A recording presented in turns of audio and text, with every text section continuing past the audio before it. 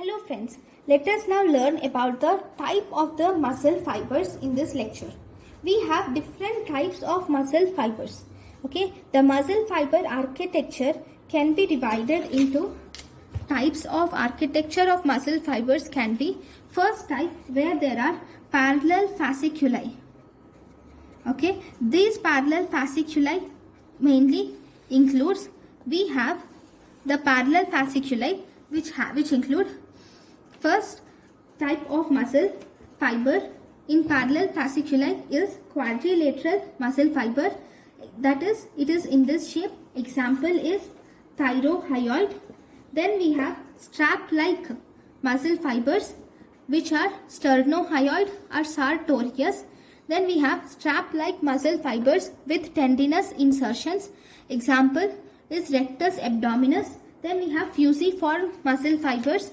Examples being biceps brachii and digastric.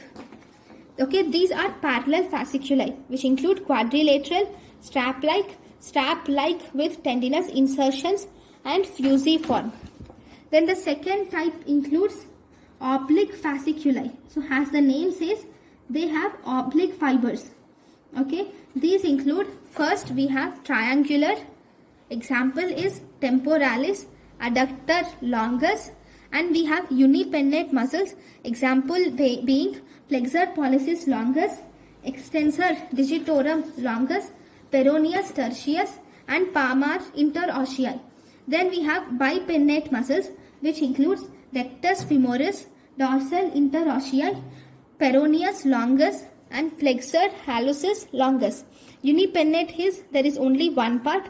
Bipennate is there is a tendinous insertion, and to this tendinous insertion two muscle flaps are arranged.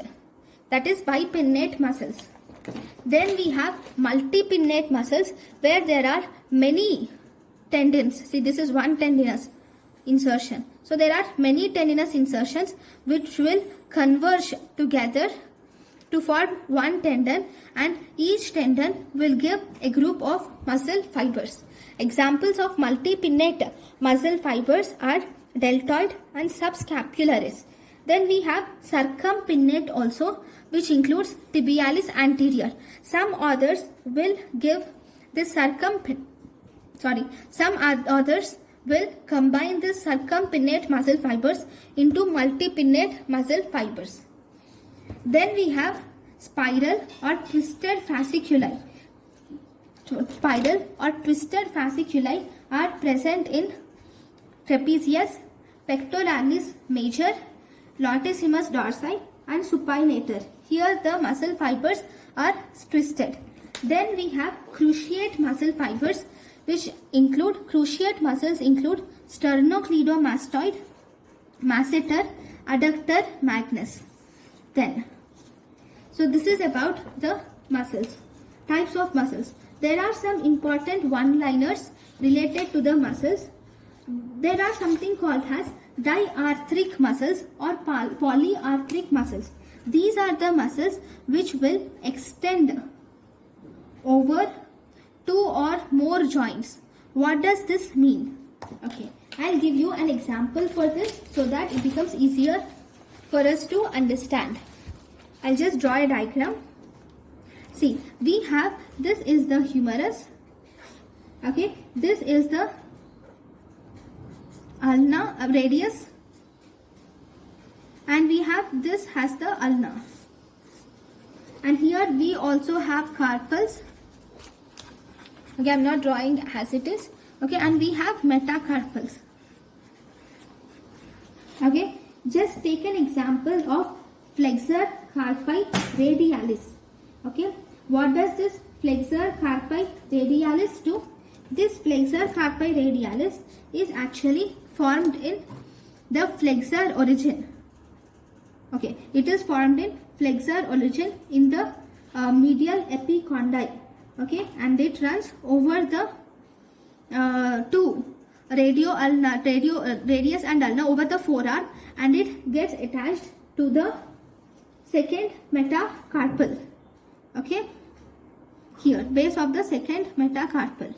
Okay, so actually it is passing over the, or it is crossing over the elbow joint. Then it is also crossing over the radio-ulnar joint, and it is also crossing over the wrist joint, and it is getting attached to the metacarpal bone. So it is crossing two joints, right? If any muscle crosses two or more joints, then we can call it as a diarthric or polyarthric muscle. I will give you one more example also with this green colors. This is also, I am drawing it in green, but take it as a muscle itself. Okay, so there is a muscle called as flexor digitorum profundus, which also originates from the medial epicondyle, just like flexor carpi radialis, and then it will cross over the forearm. Okay, it will also cross over the wrist joint also, and in the wrist joint it divides into four small branches, and it gets attached to the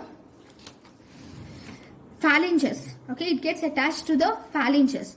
Okay, so it is crossing the elbow joint, wrist joint, that is normal wrist joint, and then it is also crossing intercarpal joints, carpo-metacarpal joints, and it also crossing metacarpo-phalangeal joints also, and it is getting inserted into the phalanges. So this is also an example of polyarthric muscle, right? Next,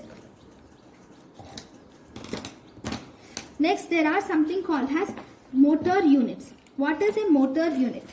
Okay, I'll just explain you what is a motor unit. Actually, this we will learn in our physiology.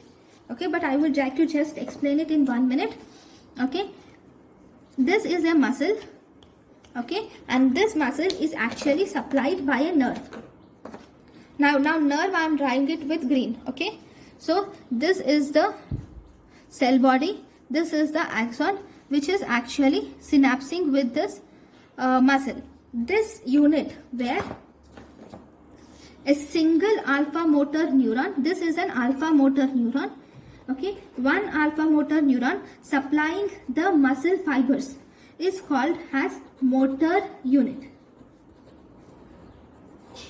Okay, a single alpha motor neuron together with the muscle fibers supplying it is called as motor unit.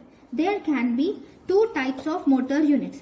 One, we have small motor units, and second, we have large motor units. Okay, these small motor units actually comprises of 5 to 10 muscle fibers, and these small motor units are mainly involved in fine movements. Like examples of these fine movements are extraocular muscle movements. Okay, that is eye movements. Whereas the large motor units have 100 to 2000 muscle fibers, and these are involved in gross motor movements or gross movements, and examples of these are proximal or distal limb muscles. All the limb muscles have gross movements which are mainly acted by large motor units. So I'm sorry. So this is about the small and large motor units. Thank you guys for watching my lecture. Thank you.